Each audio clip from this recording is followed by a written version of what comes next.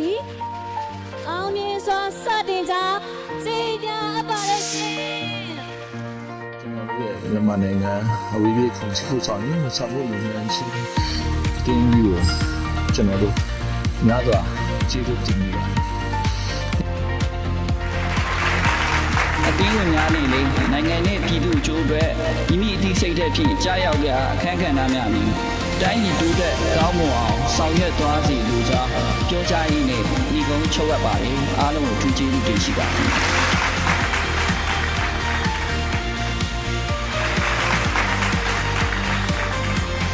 အခု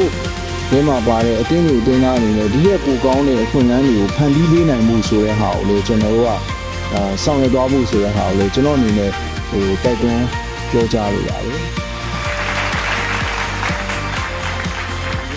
အားဖြင့်ဤဒီပြီးမှညီနောင်ပြည်ဝဲများအမျိုးလူဒေသများအားလုံးကိုစီးပွားရေးပညာရေးကျန်းမာရေးလူမျိုးတွေကိုတက်ကြွတဲ့ပြည်မှမှုဆောင်ရွက်ပြီးမှဖြစ်တာကြောင့်အမျိုးလူဒေသများမှာလည်းအတင်းမှချမှတ်ထားသောစီမံစည်းကမ်းများကိုလိုက်နာဆောင်ရွက်ရန်နဲ့အတင်းကြီးရဲ့ဒီလက်သေးကအတင်းဒုတိယကြောင်းများကိုပါဝင်ကူညီဆောင်ရွက်ပေးရန်တိုက်တွန်းရင်းညီကုန်းချောအပ်ပါတယ်ခင်ဗျအတင်းသူအတင်းများရဲ့အကျိုးမိမိရဲ့အကျိုးစတဲ့တဘူထမ်းဆောင်နေကြပါစေကြောင်းဆုတောင်းမေတ္တာပို့တတ်ရင်ညီကုန်းချောအပ်ပါတယ်အားလုံးကျေးဇူးတင်ပါတယ်